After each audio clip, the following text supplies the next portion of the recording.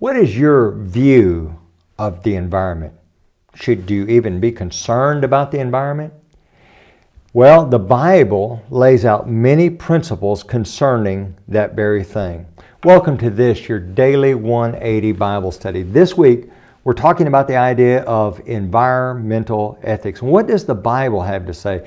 Well, today we're talking about the idea that we need to have a proper view of our responsibility and also a proper view of the environment around us. And one of the things that we need to understand is the idea of ownership. We're not owners of the environment around us. As a matter of fact, listen to Psalm 24 and verse number 1. The earth is the Lord's, and all its fullness, the world and those who dwell therein. Everything that you see as we look around, it all belongs to God.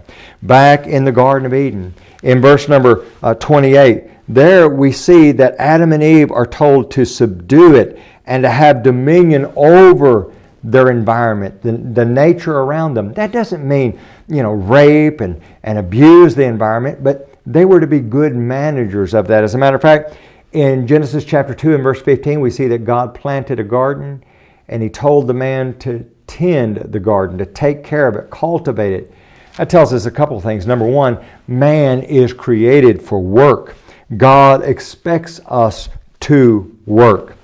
And so as we think about this idea, we see the importance of the idea that we must be good managers because it doesn't belong to us. It belongs to God. What are we doing with the resources that God has given us? Over in Matthew chapter 25, there we read about the parable of the talents. And it's rather interesting. God gives each one of these servants, 3 servants, some resources, some money, and He expects them to use it. But whose money was it? Oh, it wasn't their own money. It was the master's money. Now, God has given us a lot of resources, including this wonderful world in which we live. But who does it really belong to? Remember Psalm 24 and verse 1? Everything belongs to God. It's His. And He expects us to be responsible with what belongs to Him. I hope that we'll understand that we can go to God's Word for answers and find the principles that will guide us in every aspect of life. We certainly do appreciate you being with us today for this, your daily 180 Bible study.